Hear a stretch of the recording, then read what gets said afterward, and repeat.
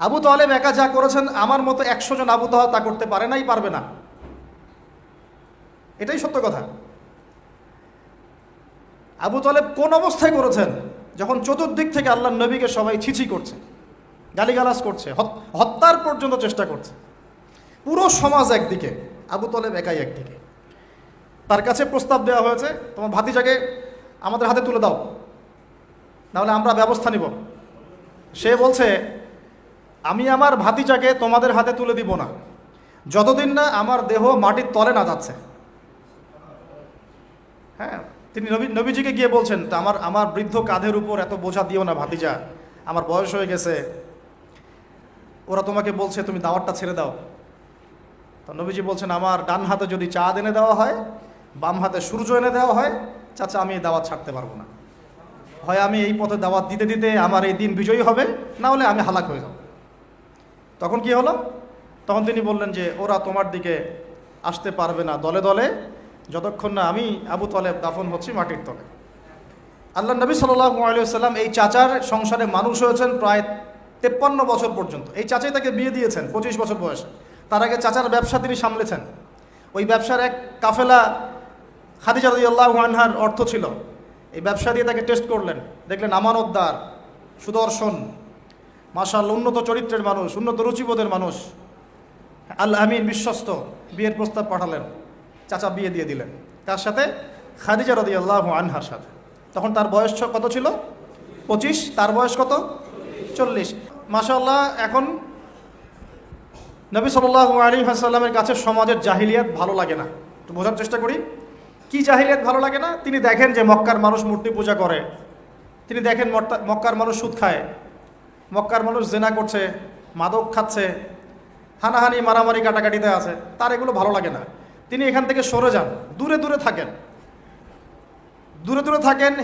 হেরা পাহাড় আছে, হেরা গুহা, ওই পর্বতের গুহায় তিনি একা একা নির্জনতা অবলম্বন করেন।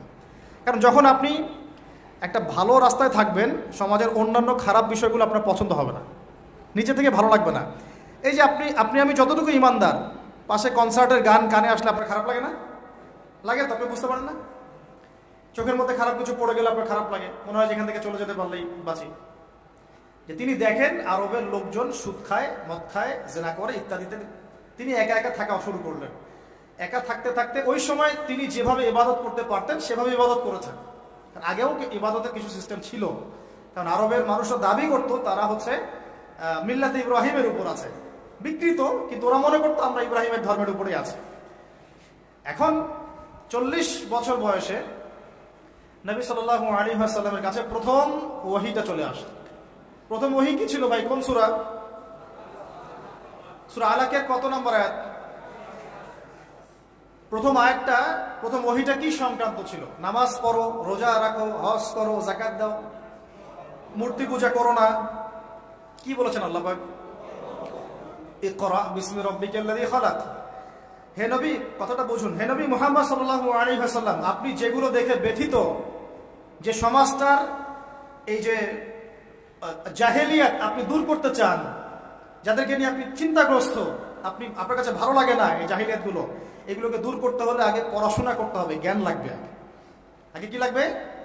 ওই জায়গায় মুসলমানরা পিছিয়ে পড়ার কারণে আজকে এই অবস্থা আছে। দুজনের বুঝে আসছে, দুজন ঠিক বলছে। ওই ইকরা বিসমি রাব্বিকাল্লাযী খালাক, এই পড়াশোনা থেকে আমরা পিছিয়ে পড়েছি বলেই আমাদের আজকে অবস্থা আছে। বলছেন, এখন বলবেন যে আমরা তো পড়াশোনা করছি, সাক্ষরতার হার তো আমাদের 67, 77 এরকম আর কি। তো সত্যিই কি পড়ছি? ইকরা বিসমি রাব্বিকাল্লাযী খালাক অর্থ হচ্ছে পড়ুন আপনার রবের নামে, যিনি আপনাকে, যেই জ্ঞান আপনাকে আপনার স্রষ্টার দিকে নিয়ে যাবে সেটাই তো জ্ঞান। এখনকার আমাদের জ্ঞানগুলো কি সত্যি আমাদেরকে আল্লাহর দিকে নিয়ে যাচ্ছে নাকি আল্লাহ থেকে দূরে সরাচ্ছে? তাহলে বোঝেন। এখন আপনি যদি বলেন যে তাহলে কি আপনি শুধু মাদ্রাসা শিক্ষাকেই সমর্থন করছেন, জেনারেল শিক্ষা সমর্থন করছেন না? আমি বলবো না, আমি নিজেও জেনারেল শিক্ষিত একজন মানুষ। আমরা অনার্স মাস্টার্স করেছি এবং আমরা কখনো সেকেন্ড হয়নি আলহামদুলিল্লাহ, কয়েকবার ছাড়া। তো আমরাও জানি ব্যাপারগুলো কি। আমরা জেনারেল শিক্ষার উপকারী শিক্ষাগুলোকে সমর্থন করি, কিন্তু কোরআন এবং সুন্নাহ ইসলামের মূল শিক্ষাটাকে বাদ দিয়ে এই জেনারেল শিক্ষা আমার কোনো উপকার করবে না। আবার একই সাথে কোরআন এবং হাদিস এই দুটাতে দক্ষ হয়েও যদি আমরা বর্তমান বিশ্বের উপকারী জ্ঞানগুলো অর্জন করতে ব্যর্থ হই, তখন কোরআন সুন্নাহকে হাতে নিয়েও এই বিশ্বকে চ্যালেঞ্জ করতে পারবো। তাহলে দরকার কি? সমন্বয়। এই সমন্বয় হওয়া উচিত ছিল আজকে থেকে 50 বছর আগে। এখন আমাদেরকে এগুলো নিয়ে কথা বলতে হচ্ছে, এটাই দুঃখজনক। যেখানে শিক্ষা প্রতিষ্ঠান আছে, রাষ্ট্রীয় নিয়ন্ত্রণাধীন প্রতিষ্ঠানে হয়তো আপনি ইন্টারফেয়ার করতে পারবেন না, কিন্তু ব্যক্তিগত উদ্যোগে যত শিক্ষা প্রতিষ্ঠান আছে এগুলোতে ইসলামিক শিক্ষা এবং জেনারেল শিক্ষা দুটাকে সমন্বয় করার চেষ্টা করেন। আল্লাহ পাক তৌফিক দান করুন। দেখবেন আগামী 10 বছরের মধ্যে একটা আলোকিত প্রজন্ম গড়ে উঠবে ইনশাআল্লাহ। আমার ছেলে বাংলা, ইংরেজি, অঙ্ক সব শিখবে, এদিকে হাফেজে কোরআন হবে, আরবি ভাষা শিখবে, আরবি ব্যাকরণ শিখবে, হাদিসের ইবারত পড়ার যোগ্যতা অর্জন করবে, মোতাআলা করবে। মাশাআল্লাহ, একদিন দেখা যাবে সে কোরআন সুন্নাহর জ্ঞানেও দক্ষ হয়েছে, এদিকে সে ডক্টর হয়েছে, মাশাআল্লাহ, সে ইঞ্জিনিয়ার হয়েছে, পাইলট হয়েছে, সেনাবাহিনীর মেজর কর্নেল হয়েছে। সম্ভব না? অনেক ডক্টর দেখবেন যে 50 বছর বয়স হওয়ার পরে ইসলামের দিকে এসে চর্চা করা শুরু করে, তারপরে দিনের দিকে হেদায়েত হয়ে দিনের উপকারে কাজ করছে। অনেক ইঞ্জিনিয়ার সাহেব এই কাজ করছেন, অনেক আর্মি অফিসার, র্যাবের, পুলিশের, বিজিবি, তারা দেখবেন যখন রিটায়ার্ড করে বা যখন মানে সিনিয়র হয় তখন গিয়ে চর্চা করা শুরু করে, এবং তখন তারা আবার দিনের জন্য অনেক কিছু করতেও চায়, করেও, অনেকে করে না। তারা কি অমুসলিম নাকি? তারা তো আমাদেরই ভাই, আমাদের ভাই না?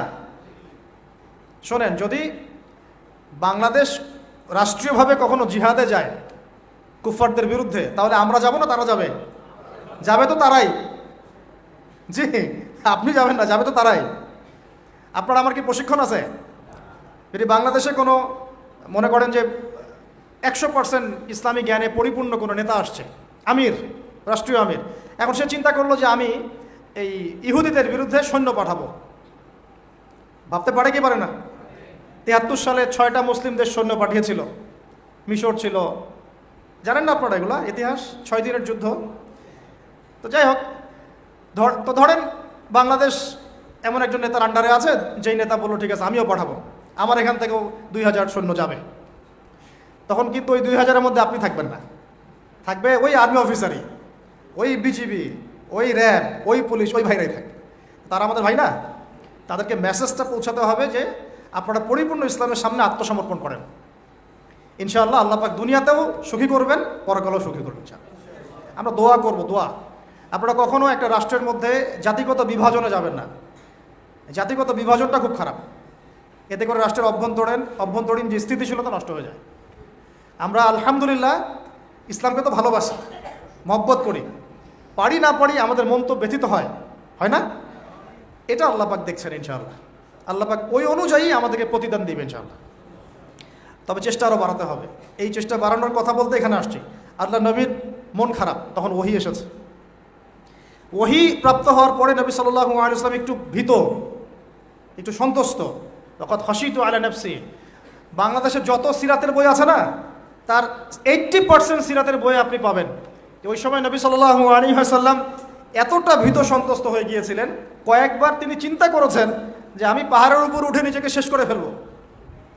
এটা নিয়ে তো বিশাল ইস্যু সৃষ্টি করে ফেলছে বাংলাদেশে। হ্যাঁ, আর রাহিকুল মাকতুম বলেন, আর যে কোনো বড় বড় সিরাতের গ্রন্থ বলেন, এটা যদি লিখা না থাকছে আমি বক্তব্য দেওয়া ছেড়ে দিব।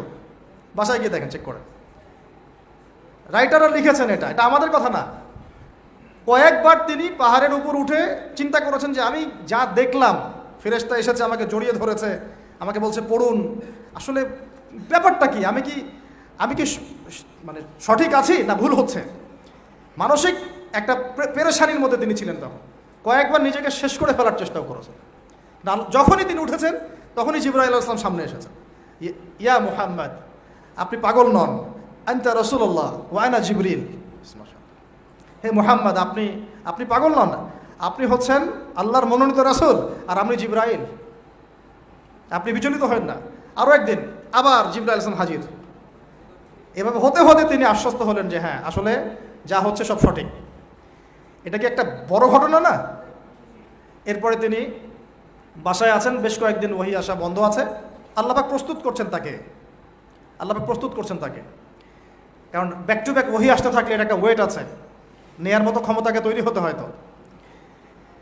দ্বিতীয় ওহিটা আসছে, এটা আমি একটু আলোচনায় টাচ করে সামনে যাব। তিনি কম্বল দিয়ে ঘুমিয়ে আছেন, আল্লাহ পাক ওহি পাঠালেন। যখন ওহি পাঠাচ্ছেন, খাদিজা রাদিয়াল্লাহু আনহা দেখছেন যে নবী সাল্লাল্লাহু আলাইহি ওয়াসাল্লাম একটু অস্বাভাবিক আচরণ করছেন। তিনি বলছেন, আপনি শুয়ে পড়েন, রেস্ট নেন।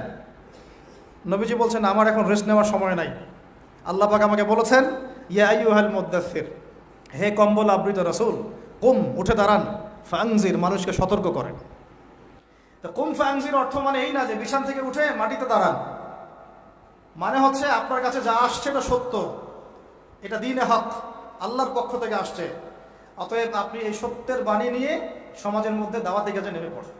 ফাংজির, মানুষকে সতর্ক করেন। ও রব্বাকা ফাকাব্বির, আপনার রবের তাকবীর পাঠ করেন। ওয়া সিয়াবাকা ফাতাহহির, আপনার কাপড় পরিচ্ছন্ন রাখেন। কাপড় মানে শুধু বাইরের পোশাক না, ভিতরের হৃদয়ের পোশাকটাও। ওয়া রুজজা ফাহজুর, যত অনর্থক বিষয় আছে ছেড়ে দেন।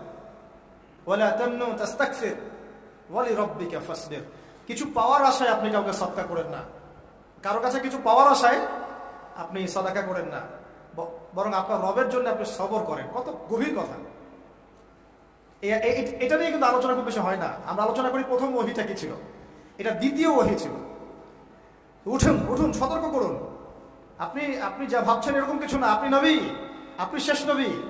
এই মহাবিশ্বে আপনার মতো কোনো নবী আসে নাই, আপনি সর্বশ্রেষ্ঠ নবী, আপনি সর্বশ্রেষ্ঠ আখলাকের অনুসারী, আপনার উম্মত হচ্ছে সর্বশ্রেষ্ঠ উম্মত।